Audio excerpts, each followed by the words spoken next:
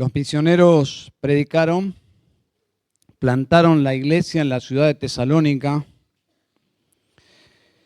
Muchos creyeron, los congregaron, les enseñaron las Escrituras, pero tuvieron que salir rápidamente de la ciudad para preservar sus vidas, pero principalmente la vida de esa congregación, la vida de sus miembros y sus propias vidas también. Pablo escribe esta carta de Tesalonicenses luego de haber enviado a Timoteo para saber cómo esos nuevos creyentes estaban. Cuando Timoteo regresa, se reúne con los demás misioneros, con Pablo, y les comparte que esta iglesia estaba firme en el Señor. Allí comienza la tarea de Timoteo de escribir esta epístola. Y al escuchar las buenas nuevas de que esta iglesia, a pesar de toda esta oposición que había en la ciudad hacia ellos, por causa de Cristo, Pablo se dispone a escribir con una gratitud y con un corazón lleno de alabanza a Dios, que eso se ve reflejado en el capítulo 1. Primera Tesalonicenses, en capítulo 1, se ve la respuesta al informe de Timoteo de que la iglesia, a pesar de todo, estaba firme en el Señor. Y se observa esa gratitud en el capítulo 1. En el capítulo 2, donde estamos, hace una descripción cómo ellos, los misioneros, sirvieron a Dios mientras estuvieron en la ciudad. La razón detrás de esta porción de capítulo 2, que parece ser muy autorreferencial, porque Pablo está hablando del ministerio de ellos entre los tesalonicenses. Detrás de esta porción hay dos posibilidades. Que Pablo esté haciendo una defensa de su ministerio porque supuestamente algunos eruditos o comentaristas dicen que Pablo está haciendo una defensa de su ministerio porque probablemente había opositores que estaban de alguna forma difamando a Pablo. Entonces Pablo escribe capítulo 2 de forma defensiva, argumentando de que no sería así. Pero hay una segunda opción que Pablo esté haciendo, más que una defensa, un repaso de su ministerio, a fin de enfatizar los valores cristianos que ellos no debían olvidar. Y yo me inclino por esta segunda opción y me parece que Pablo en el capítulo 2 está ampliando lo que ya mencionó en el capítulo 1. Es decir, cómo ellos fueron, primeramente, bajo el ministerio de Pablo, fueron imitadores. Escucharon, creyeron, imitaron a Pablo y a sus colaboradores para luego llegar a ser ellos mismos ejemplos. ¿Está bien? Esto se llama, esta dinámica de creer, seguir un discipulado, a alguien que es ejemplar en mi vida, ser un imitador de esa enseñanza y ese patrón de conducta y de vida, y luego yo, por ser un imitador, llego a ser un ejemplo. Bueno, esa dinámica se llama ministerio, se llama servir a Dios, se llama servir en la obra de Dios, se llama discipulado y podríamos continuar. Así crece una iglesia, personas que ejercen esta clase de ministerio ejemplar.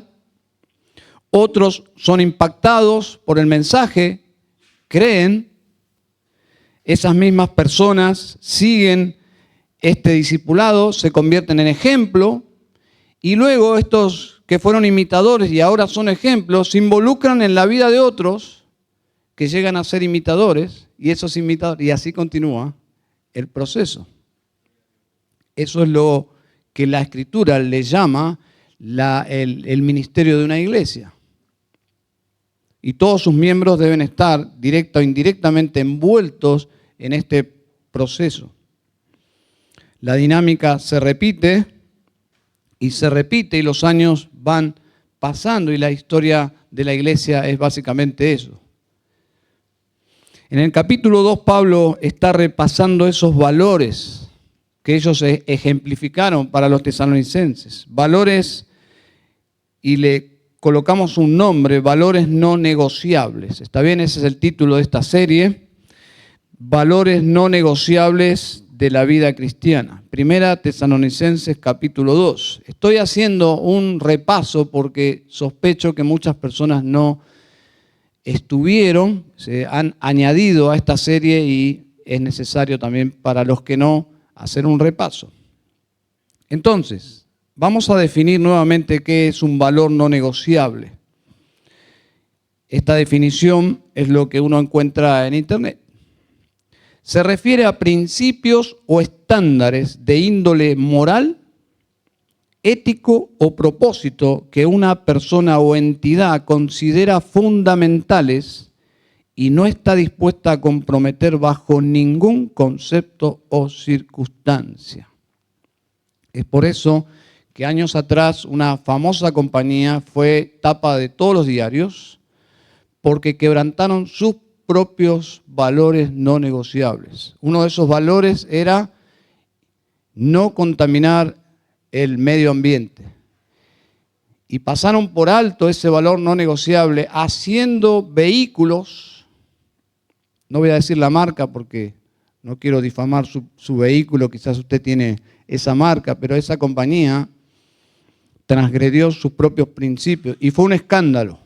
Y es una mancha, esa palabra como que se me viene, esa mancha que no se borra nunca más, se me viene. Pero para esa empresa, esa mancha no se borra nunca más, hasta el día de hoy. ¿Por qué? Porque quebrantaron valores no negociables. Les pido que vean en sus Biblias, 1 Tesalonicenses capítulo 2, y estos valores no negociables básicamente responden a una pregunta. ¿Cómo los creyentes, los cristianos, deben servir a Dios?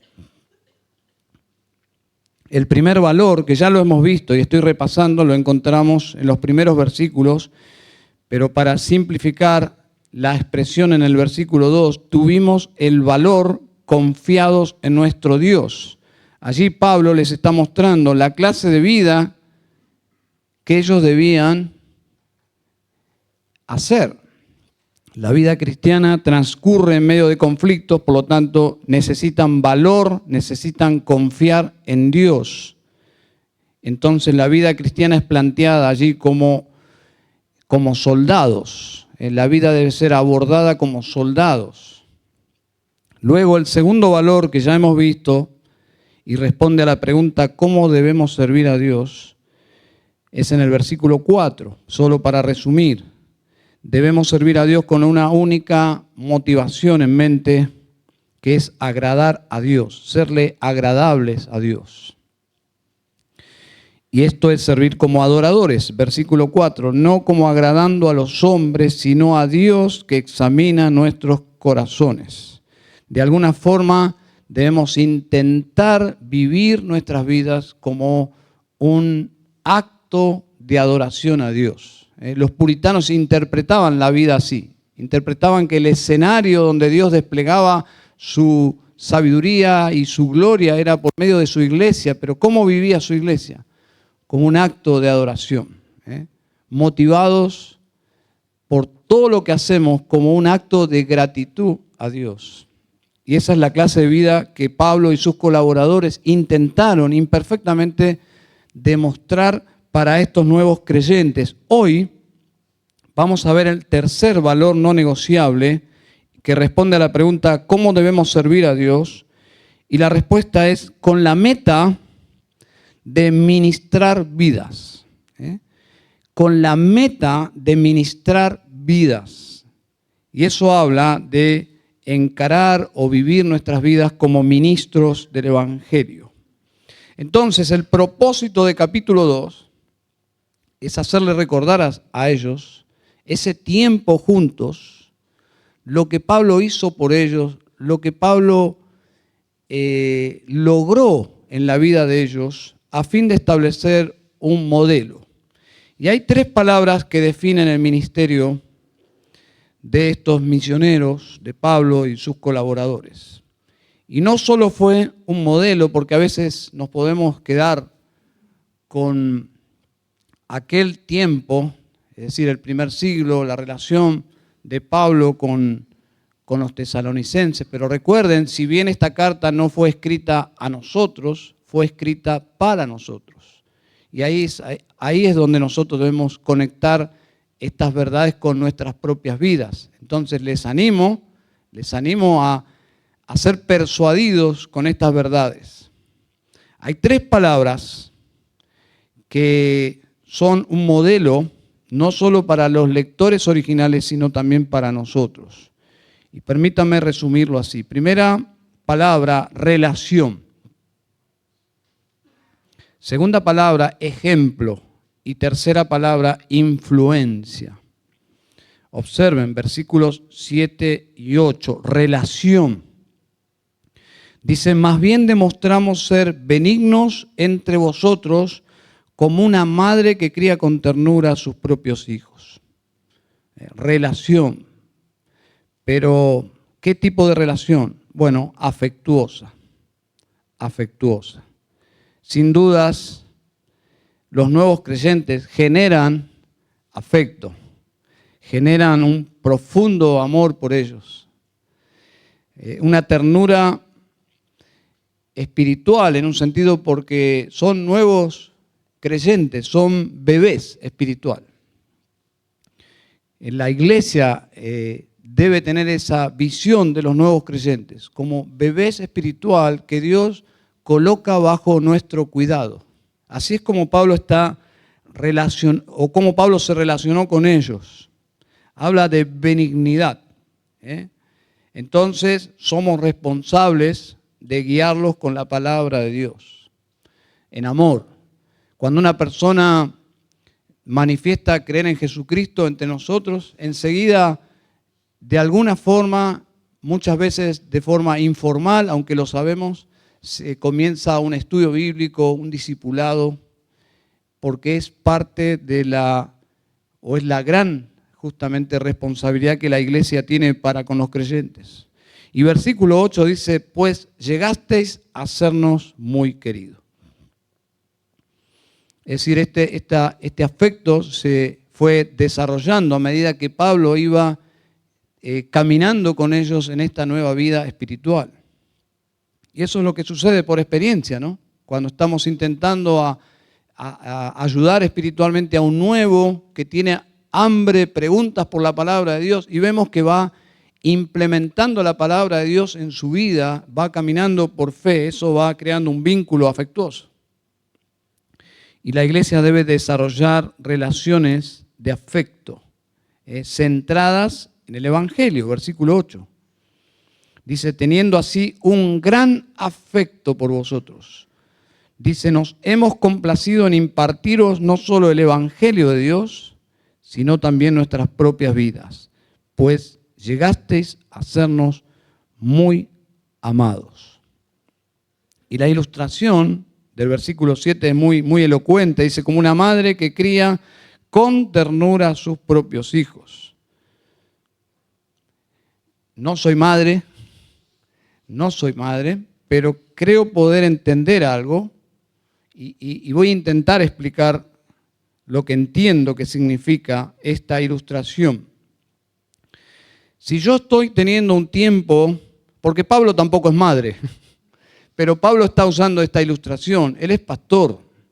Entonces estoy intentando, ¿por qué Pablo está usando esta ilustración? Bueno, en primer lugar, porque es muy elocuente, porque es una experiencia universal. Hay madres en toda la tierra.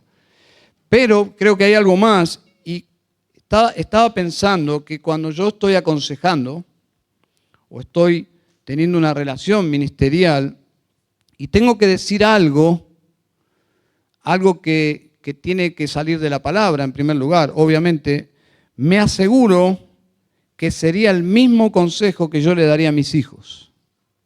Y lo digo.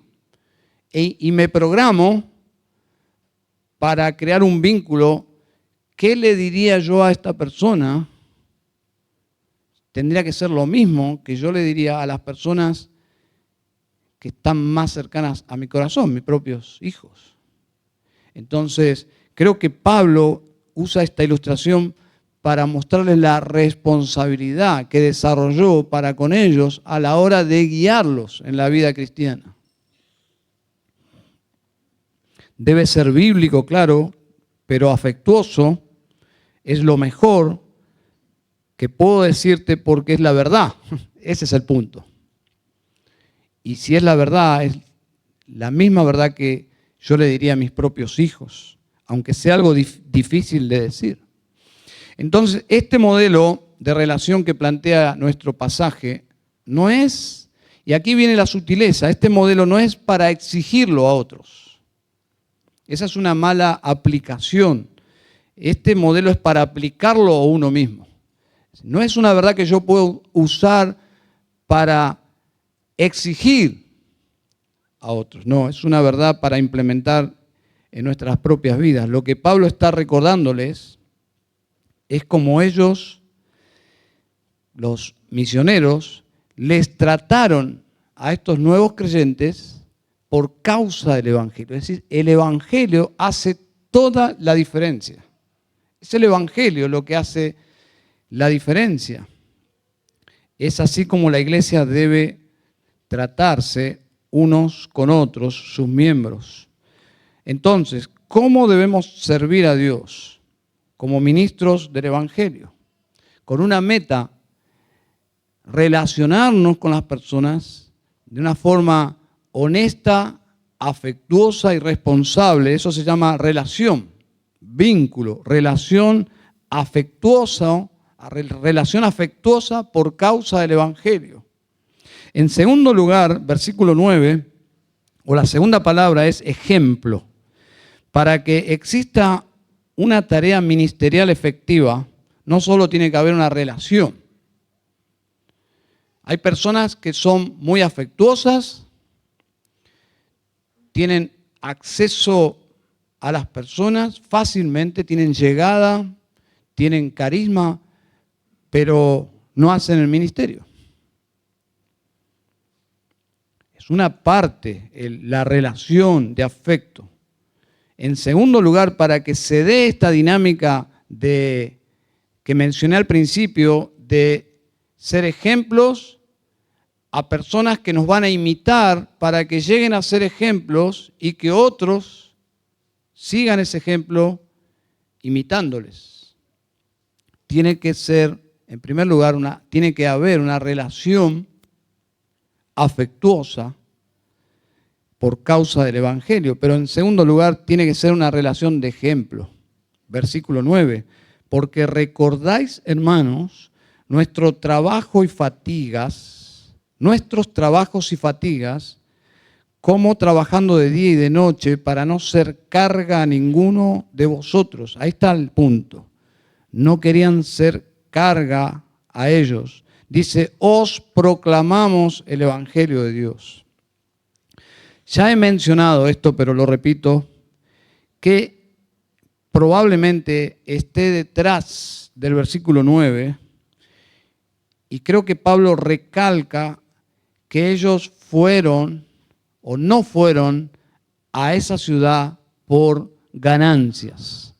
No viajaron a la ciudad de Tesalónica como viajaría un comerciante para hacer negocios. No. Ellos trabajaron, dice. El dinero no salió de estos nuevos creyentes. Ellos trabajaron, no quisieron ser carga, es decir, a estos nuevos creyentes. No quisieron que estos nuevos creyentes se hicieran cargo del sustento de los misioneros. Y aclara, no porque no tendrían el derecho, dice, como apóstoles. Sí, tenían el derecho, pero no lo usaron. No lo usaron. No querían comunicar eso.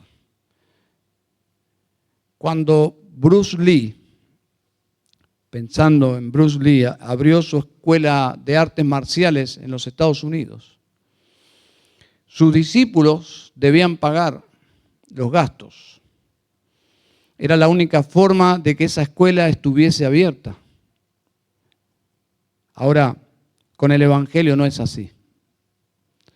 Con el Evangelio no es así.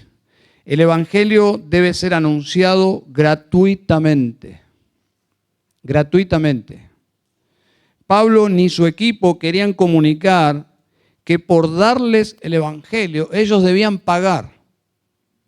Querían quitar eso de la mente, ni siquiera querían que lo pensaran. Ellos eran sustentados por iglesias ya formadas, maduras. Pablo ni siquiera quiso recibir dinero de los corintios, porque eran inmaduros. Prefirió no usar de ese derecho. Primera de Corintios 9, 10. Pero sí de los filipenses. Ellos eran sustentados por iglesias ya formadas, pero también trabajaban. Dice Filipenses 4:16, porque a una Tesalónica me enviaste dádivas más de una vez para mis necesidades. El versículo 10 quizás sea el más importante, hermanos. Dice, vosotros sois testigos, y también Dios, de cuán santa, justa e irreprensiblemente nos comportamos con vosotros los creyentes. Es decir, eran tan sensibles para entregar un mensaje tan importante que no querían poner ningún estorbo en la mente de estos nuevos creyentes, que habían salido del paganismo, de la filosofía. Predicaron el Evangelio y fueron ejemplos. Y dice, ustedes son testigos. El ejemplo que ellos dejaron fue visible.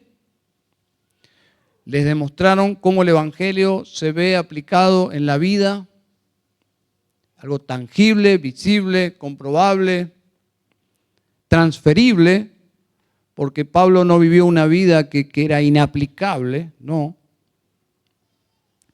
El verdadero Evangelio debe producir esta clase de vida, que es una vida en desarrollo, que comienza cuando hay vida, justamente, cuando una persona llega a la vida eterna, que se convierte en cristiano. A partir de ahí esa vida produce desarrollo de vida, desarrollo, crecimiento.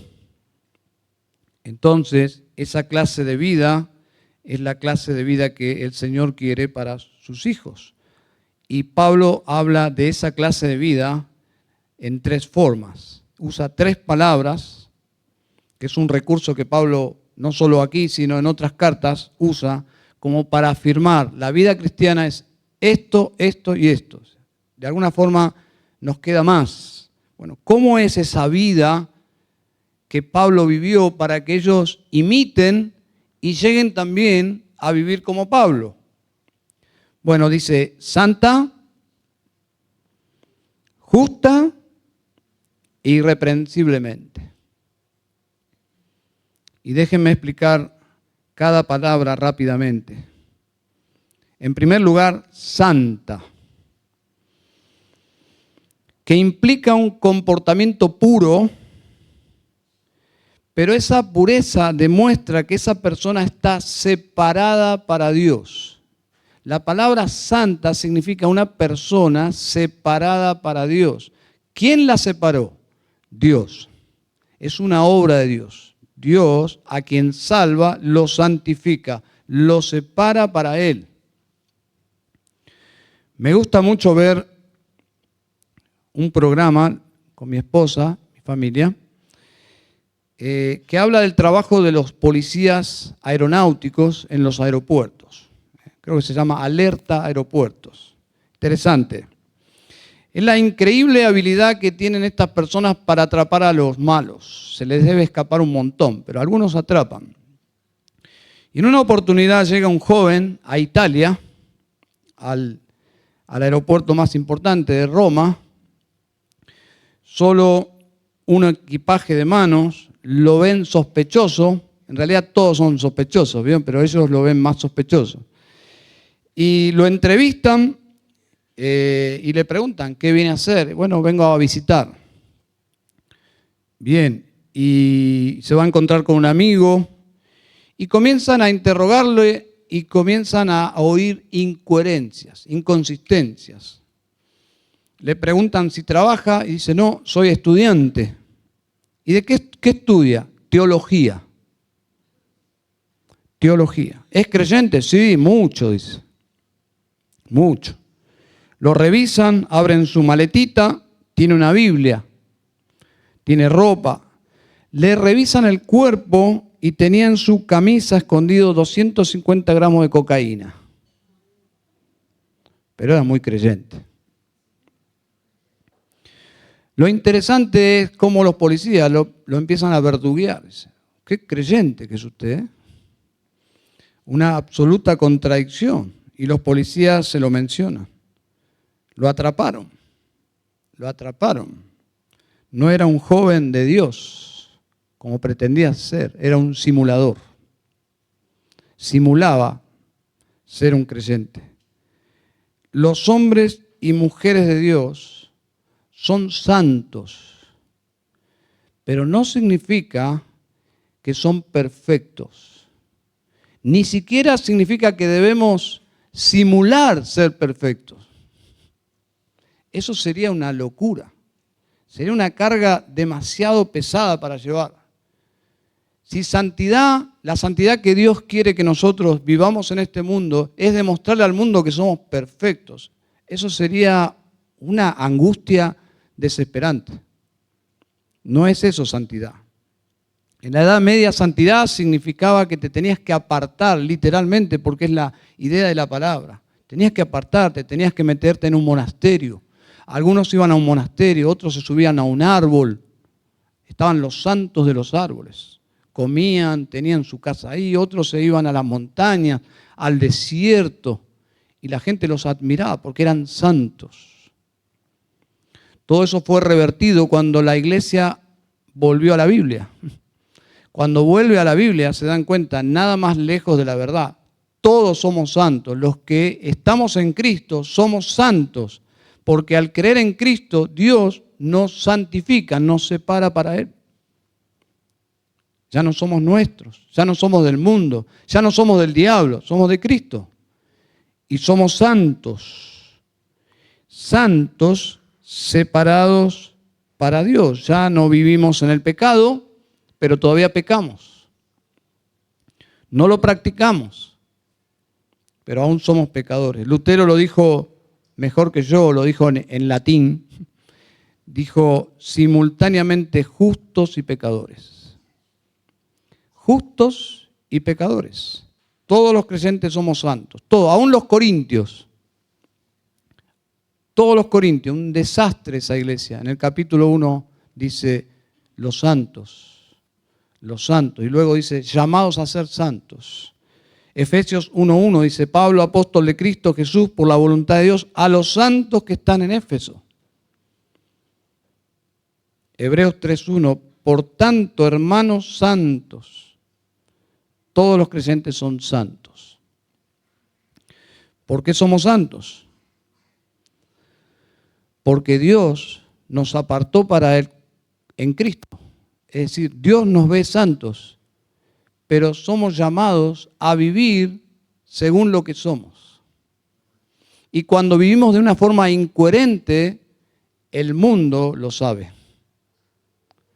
El mundo no sabe muy bien lo que implica ser un creyente, pero sabe muy bien identificar cuando un creyente vive una vida en contradicción.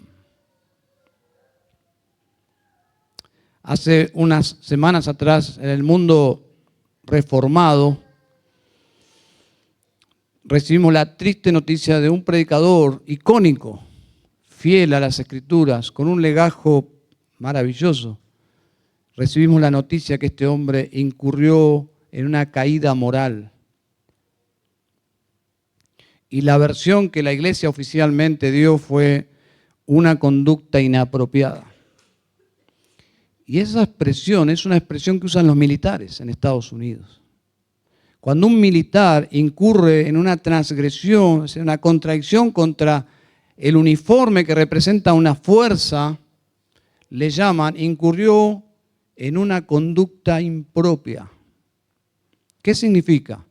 Puede ser algo leve hasta algo que lo lleve a la corte marcial.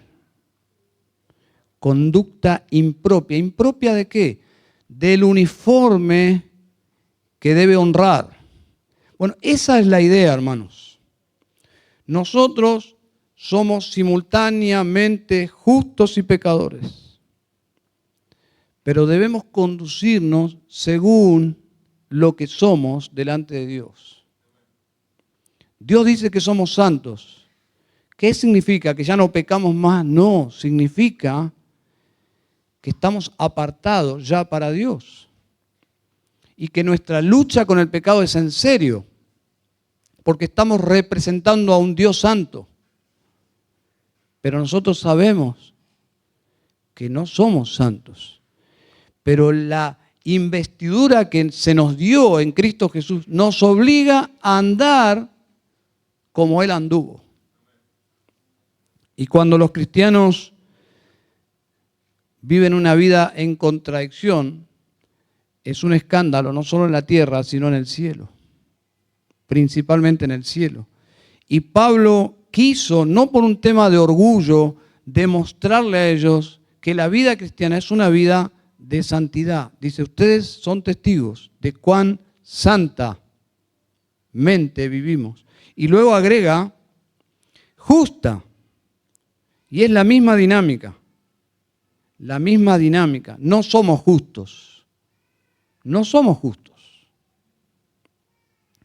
Es la misma dinámica. Los creyentes recibieron en su legajo una declaración de justicia que no es propia. No es propia. Hemos sido declarados justos, pero no es propia. Si yo entro en mi cuenta bancaria, en una aplicación, o usted, y descubre $1.000.000. Algunos dijeron amén, ¿eh? Yo quiero saber, si es verdad eso. Pero, en mi caso, por lo menos, si yo encuentro $1.000.000 en mi cuenta, lo primero que digo es se equivocaron. Excepto que sea del Evangelio de la Prosperidad y digo, Señor, gracias. Pero la realidad es que si yo encuentro ese dinero, se equivocaron. Si usted entra en su legajo celestial y encuentra que usted es justo, no se equivocaron. Usted es justo y no se equivocó. Ese es el Evangelio. Usted y yo somos pecadores perdidos, pero Dios en Cristo nos declaró justos. No somos justos, pero fuimos declarados justos. Justos con una vida injusta en proceso de vivir más y más en justicia. Dice versículo 10, vosotros sois testigos y también Dios de cuán santa, justa. La idea es, intentamos vivir de acuerdo a lo que somos en Cristo. Esa es la idea. Reflejamos en la vida real lo que la Biblia dice que es verdad a los ojos de Dios. No somos ni santos porque todavía pecamos, no somos justos porque todavía cometemos injusticia, pero vivimos de acuerdo a nuestra vestimenta que se nos ha impartido en Cristo Jesús. Amén. Tercera palabra.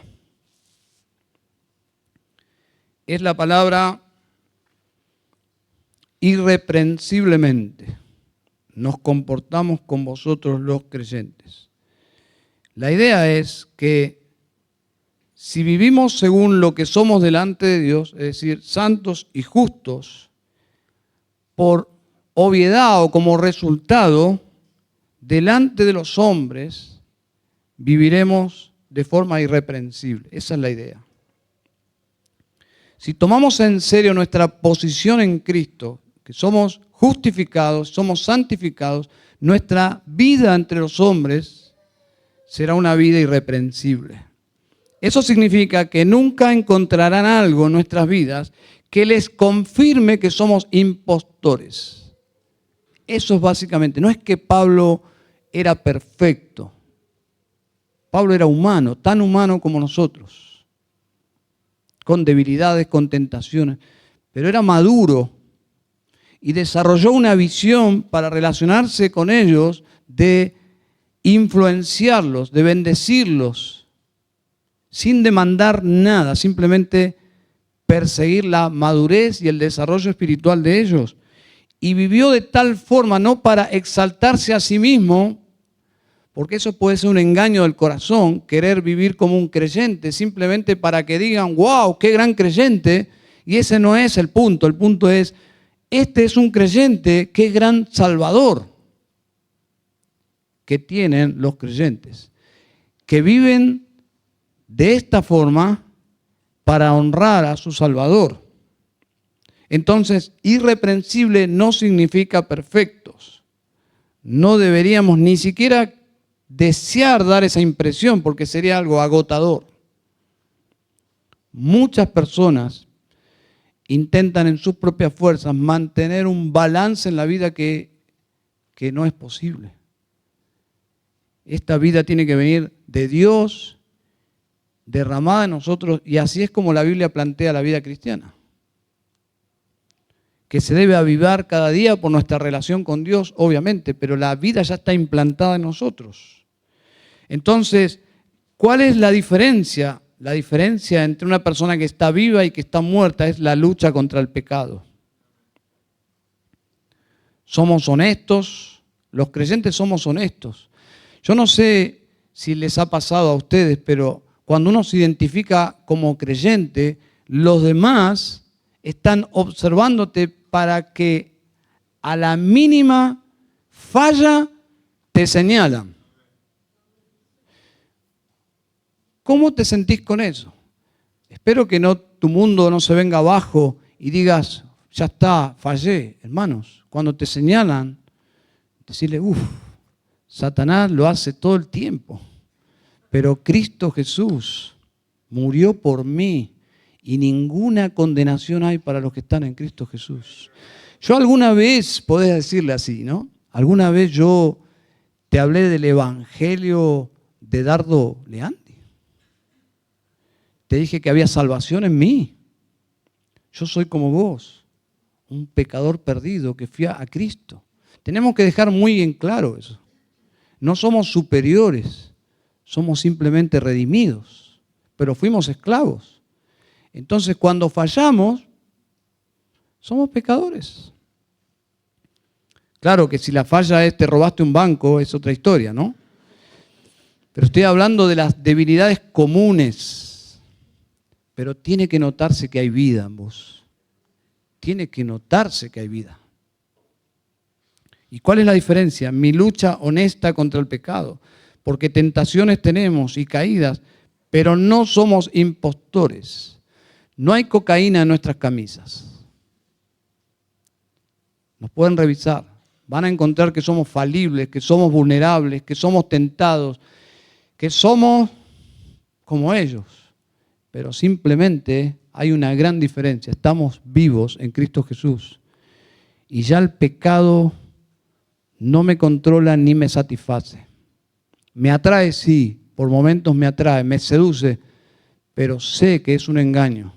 Yo sé que ahora en Cristo la vida está en Él. No está en otro lado. Entonces, Pablo intencionalmente caminó entre ellos y ellos pudieron ser testigos. No había cocaína en sus camisas, ni en ella, ni en él, ni en la camisa de Silvano, ni de Lucas, y luego ni en Timoteo. Entonces, ¿cómo debemos servir a Dios? Con la meta de ministrar a vidas. Si no estamos viviendo el Evangelio, por favor, hermano, no se reproduzca. No influencia a nadie. Salga del ministerio. Porque ministerio es ministrar vidas para que sean más como Jesús. Aunque sea un poquito más cerca del carácter de Jesús, usted está ministrando desde la honestidad. ¿Cómo ministramos vidas? Relación, ejemplo, influencia. Tercera palabra, influencia, versículo 11. Así como sabéis de qué manera os exhortábamos alentábamos e implorábamos a cada uno de vosotros, como un padre lo haría con sus propios hijos. Ahí está, otra vez la metáfora o la analogía. Para que anduvierais como es digno del Dios que os ha llamado a su reino y a su gloria. ¿Cómo se ve la vida de una persona que ha sido llamada o convocada para ser un hijo de Dios, para ser parte o un súbdito del Rey de Reyes y Señor de Señores, para entrar al castillo celestial por la eternidad? Porque eso es lo que implica el versículo 12. Os ha llamado a su reino y a su gloria. ¿Cómo se ve la vida de estas personas? Bueno, sin dudas, este reino es glorioso, pero la vida de los que entran en el reino, yo diría que son vidas ordinarias, pero hay algo de extraordinario. Y es justamente el poder de transformación del Evangelio. Estas personas no son iguales a otras en un sentido y son iguales a todas en otro sentido. En el sentido que son diferentes es que el Evangelio ahora ha transformado sus valores, sus afectos y se ve en la manera de vivir. Se ve. ¿Cómo es ese andar digno? ¿Cómo ellos anduvieron modelando para los nuevos creyentes? Ya lo hemos visto, versículo 10. Vivieron según lo que ellos eran, santa, justa, y por ende el comportamiento era irreprensible. Si vivimos así, tenemos el privilegio en su gracia de influenciar a otros. Conscientes o inconscientemente. Inconscientemente es cuando no estamos haciendo esto que Pablo menciona aquí, ¿no? En el versículo 11. Pero inconscientemente simplemente cuando nos observan. Si estamos influenciando a otros, eso se llama ministerio. Y este es nuestro mayor aporte a la obra de Dios. Y es el encargo de Pablo a los tesalonicenses. La mayor obra que podemos hacer en el ministerio es influenciar en esta dirección a otros. Estos versículos ilustran cómo debe ser el discipulado, la consejería, la enseñanza, el servicio, el ministerio en general. Todo se trata de ayudar a otros a que, observen, a vivir como es digno del Evangelio. Como es digno del Evangelio. Recuerden, conducta inapropiada. Esto es lo contrario, como es digno del Evangelio. Si nuestras vidas deben, con todas las limitaciones de una vida humana ordinaria, pero debe coincidir con la dignidad del Evangelio.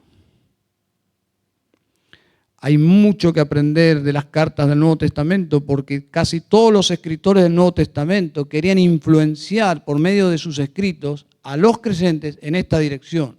Influencia. Pero hay cartas fuera de la Biblia también que muestran esa dirección. Por ejemplo, y solamente tomé algunas, una carta escrita de Carlos Spurgeon, que envió a su hijo cuando era un estudiante universitario. Se lee al final: mi querido hijo, confío que probarás a lo largo de tu vida que eres un verdadero convertido a Dios. Tus actos deben ser tu prueba verdadera. Recuerda, los árboles se conocen por su fruto y los cristianos por sus hechos. Dios te bendiga por siempre jamás. Tu madre te envía su más cariñoso amor. Tu padre que te ama, Carlos Spurgeon. ¿Qué estaba haciendo por su hijo? Influencia. para que su hijo viva en la universidad como es digno del Evangelio. La misma preocupación de Pablo. ¿Por qué? Porque es la misma preocupación de todos los creyentes por otros. Os exhortábamos, alentábamos e implorábamos a cada uno de vosotros como un padre lo haría con sus propios hijos. ¿Para qué? Para que anduvierais como es digno del Dios que os ha llamado a su reino y a su gloria. Yo quise a una chica, es un pequeño gran libro, no sé si alguien lo leyó, de Walter Trovich. Yo quise, ¿lo has leído? Ah, te hiciste así, pensé que habías levantado la mano. Yo suponía que nadie lo leyó porque es un libro que casi nadie conoce. Pero es un gran, pequeño libro. Es un joven maestro de una escuela en África, creyente, que está haciendo ministerio allí.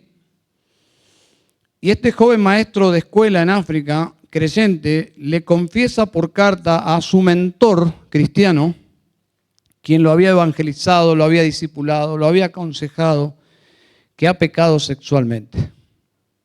Este maestro, que estaba en la escuela no solo por trabajar, sino también por ministerio, había pecado sexualmente. Lo han disciplinado en la iglesia y lo han echado del trabajo. Todo esto ocurre en África. El libro está formado por intercambios de cartas. El libro es básicamente una carta que va y viene, se responden. Muy interesante. Y el mentor le responde a su confesión de la tragedia moral que había recibido con amor y firme respuesta bíblica. Y les voy a leer. El maestro se llama Francois. Dice: Francois, recibí tu carta y te agradezco que me expusieras tu caso antes de que llegara a mis oídos por otro conducto. Naturalmente me he entristecido, pero no me he enfadado en absoluto por el hecho de que hayas sido franco. Al contrario, me alegra y me despierta la esperanza de poder ayudarte un poco. Una frase de tu carta me ha impresionado de manera especial. Tú escribes: quise una chica. No, amigo mío, no. Tú no has querido a esa chica. Tú te has acostado con ella, que es otra cosa muy distinta. En lugar de decir quise una chica, tú debieras haber dicho me amé únicamente a mí mismo. Con esta intención he utilizado una chica. Interesante. Desde esta amonestación, Walter Trovich, el escritor, exhorta a su discípulo a la santidad. Desde el fracaso moral, pero sin perder de vista la santidad. Una visión bíblica del sexo y del matrimonio. ¿Qué se puede ver en estas cartas? La carta de Spurgeon, la carta de Walter Trovich, lo que dice el versículo 11 y 12. Ni más ni menos. Y permítame una más. El joven misionero que mencioné hoy en la escuela dominical, David Brainerd, escribió en otoño del año 1747, eso es unos días antes de morir, a su hermano, pastor John Brainerd, también misionero. Les voy a leer una parte nomás. Querido hermano, estoy escribiendo al borde de la eternidad. Ya no me siento habitante de la tierra y algunas veces deseo partir para estar con Cristo. Vi la excelencia y la necesidad de la santidad en la vida, pero nunca de tal manera como ahora, cuando ya estoy al lado de la tumba. Oh hermano mío, procura la santidad personal. Sigue adelante para alcanzar esta marca bienaventurada. Ayuda y ora tanto como te lo permita la salud y vive por encima del común de los cristianos. Encarga a mi gente en el nombre de su ministro moribundo. Es más, en el nombre de aquel que era muerto y vive, que vivan y anden como es propio del Evangelio. háblales de las grandes expectativas de Dios y de su pueblo acerca de ellos y lo terriblemente que dañarían a la causa de Dios si volvieran a caer en el vicio, así como lo fatalmente que perjudicarían a otros pobres indios. Estoy plenamente satisfecho y solo puedo decir libremente, sea hecha la voluntad del Señor. Con todo afecto, de tu hermano moribundo, David Brainerd. Se está muriendo, pero tiene una carga. La iglesia en el oeste de los Estados Unidos, una iglesia que él plantó y que ahora su hermano está sirviendo, encárgales que vivan como es digno del Evangelio. La misma inquietud de Pablo, pero de más que Pablo, si monitoreamos, es el corazón de la cabeza de la iglesia.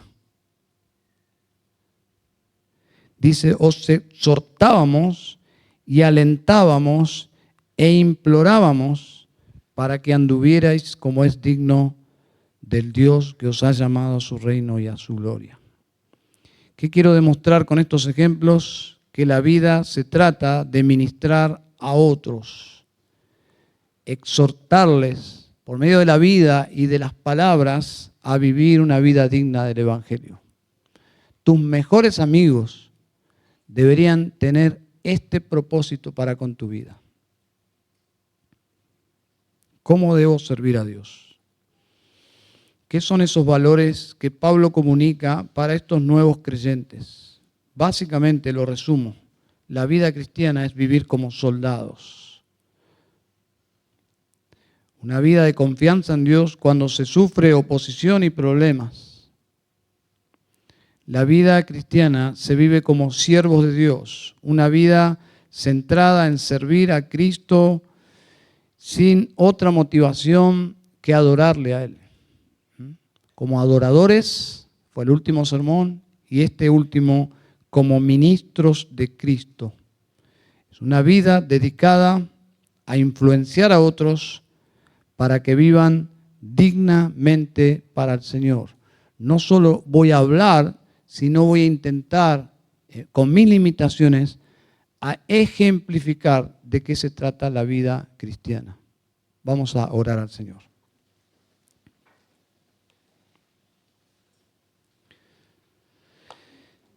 Padre, te damos gracias en esta noche por tu palabra, por la vida de estos siervos tuyos. Gracias por el apóstol Pablo, por los misioneros, por los apóstoles, pero sobre todas las cosas, gracias por tu Hijo, Señor. Gracias por tu Hijo, Padre. Cómo Él vivió su vida delante de sus discípulos, delante de las multitudes. Vivió para agradarte a ti. Vivió para dar su vida en rescate por muchos. Señor, ese es un ejemplo tan inalcanzable en un sentido humano.